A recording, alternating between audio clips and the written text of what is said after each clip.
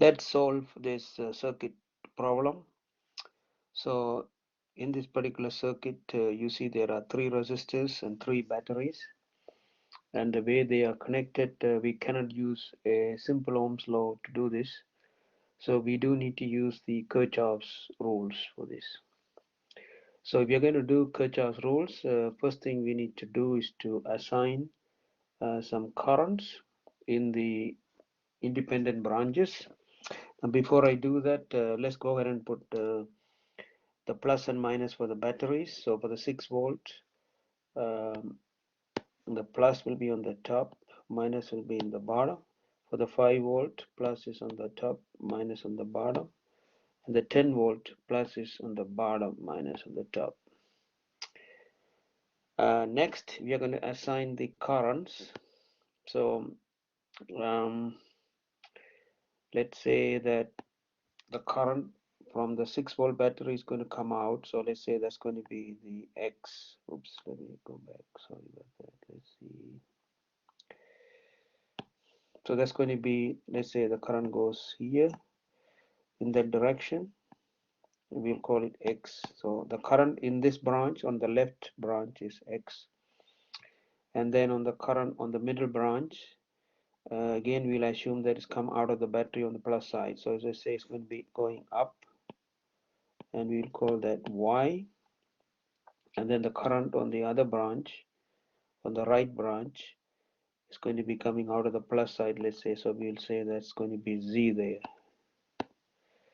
All right, so if you look at it, on the right branch, Z is going this direction, Y is coming to the junction, X is going like that. Anyway, so we will also do the junction rule here. So let's say um, so this is going to be a junction we will use, and that's going to be another junction anyway. But okay, so we have assigned the currents. So basically Y is in the middle branch, Z is on the right branch, and the left branch we have X. So on this side also X will be going in that direction, X.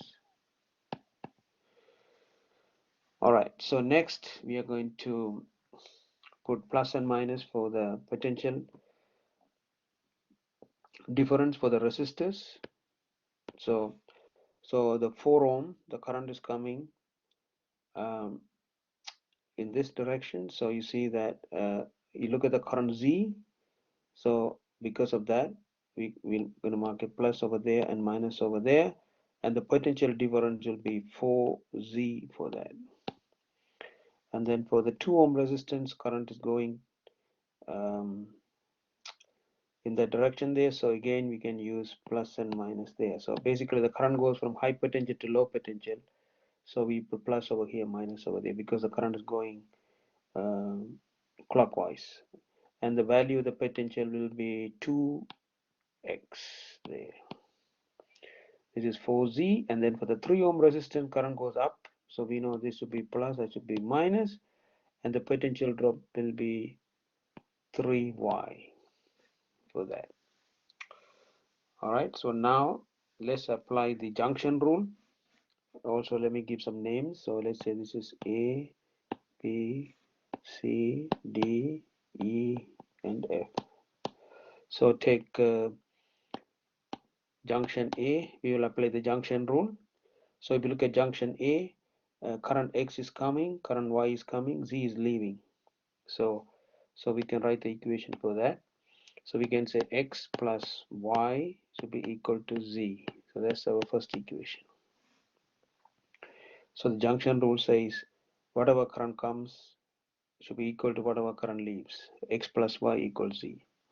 Next, we are going to apply the loop rule. So let's do the loop rule for first loop. We will use A, B, C, D back to A. So starting from A to B, there's nothing. From B to C, there is a rise of 10 volts. So when you do the loop rule, you say that rise equals the drop. So when you go from B to C, the rise of 10. So put the 10 over here. And then from C to D, there's a drop of 4Z. So on that side, we put 4Z. and then from D to A there's a rise of 5, so I'm going to put the 5 on this side,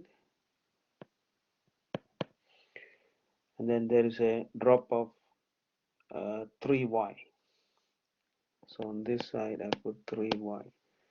So I can simplify this, so it'll be 15 equals 4z plus 3y. That is my second equation. Next I'm going to apply it to the other loop, so that'll be A, D, E, F, back to A.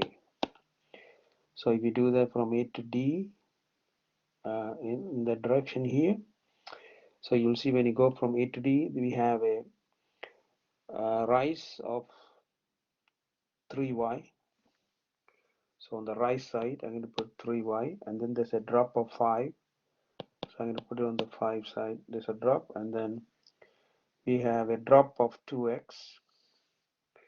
So on the drop side, I'm going to put 2x, and then there's a rise of 6, and then we're back to A. So that's the equation you get for that. If you simplify this, I can bring the 5 on this side, so it will be 3y plus 1 equals 2x. So that is number 3. So we do have the 3 equations. Now we need to do the algebra. Alright, so first I'm going to get rid of the z. So what I will do is I'll take the z from here. Use a different color here. So I'm going to take the z from here and put it for this z, I guess. And then I'll write the equation. So if I do it here, 15 equals 4 times z is x plus y plus 3y. So let me simplify this. So 15, I will have 4x plus 4y, but I have a 3y there, so 4y plus 3y will be 7y. So this is one equation. We could call that number 4 if you like. And then we have this one here, number 3 is, if you look at number 3, I can rewrite number 3 as 2x. I'm going to bring the y on that side, so minus 3y equals 1. So let me write that down. 2x minus 3y equals 1. So this is just 3. So to get so to solve these equations now, I'm going to eliminate this 4x and 2x, but right now there's 2x. I'm going to make it 4x, so I'm going to multiply 3 by 2.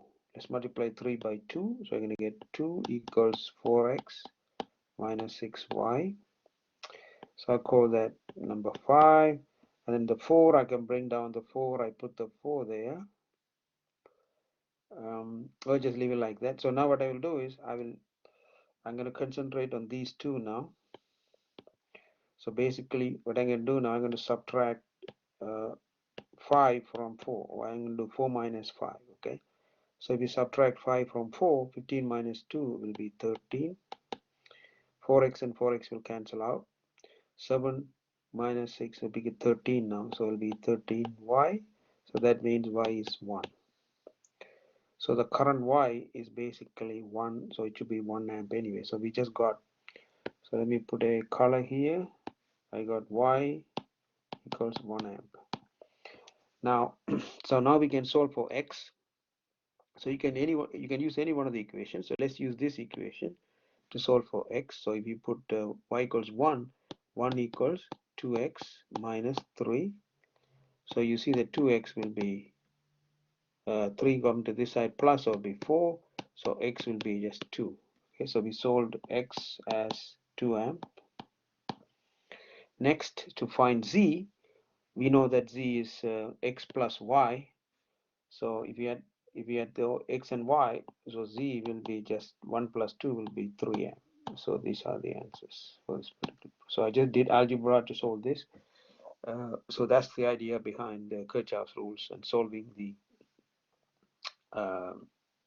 figuring out the current and solving the problem. So the final answer is x is 2 amp. So we can put this as 2 amp here, and y is 1 amp, and z is 3 amp. The directions are correct because we all got positive numbers. So that means the direction we have chosen, they are correct. If not, you'll go back and change the direction. All right.